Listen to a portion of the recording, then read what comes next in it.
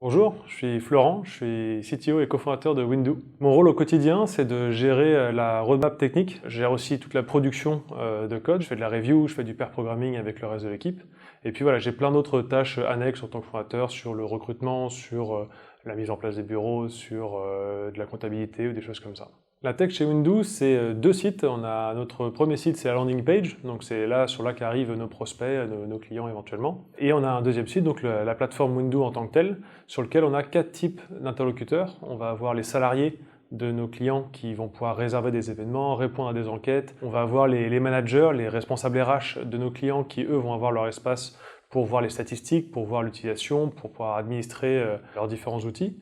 Et on a ensuite l'équipe Windoo, donc qui va avoir tout le back-office avec le déploiement des 300-400 événements par mois qu'on peut avoir à déployer. Donc on a tout un outillage en interne pour s'assurer que ça se passe bien. Et enfin, on a nos prestataires qu'on déploie en entreprise qui ont leur propre espace à eux pour la comptabilité, pour la gestion et la logistique.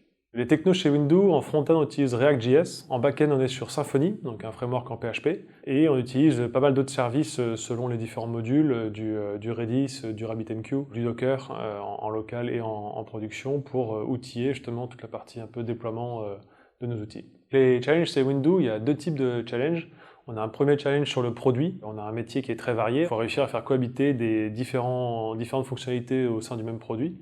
Et le deuxième challenge, c'est qu'on a des clients qui sont très variés aussi en termes de structure et de taille. Ces interfaces qui doivent s'adapter et rester cohérentes les unes entre elles. En termes de mode de fonctionnement, on a deux principes généraux, l'agile et le lean. L'agile, c'est plus pour s'assurer qu'on fait des déploiements itératifs, donc pas envoyer des énormes fonctionnalités qu'on a mis un mois à faire dans la nature. Et le lean, c'est plus voilà, on essaie autant que possible de préparer en amont des fonctionnalités, faire des choses un peu à la main avant de commencer à les automatiser. Pour ça, on utilise une suite d'outils logiciels assez classiques. On utilise GitHub pour gérer le code, Trello pour gérer les projets et Slack pour discuter entre nous. L'open source chez Windoo, c'est très important. On n'utilise que des technologies open source aujourd'hui pour notre développement. Symfony et React, c'est deux très grands frameworks open source.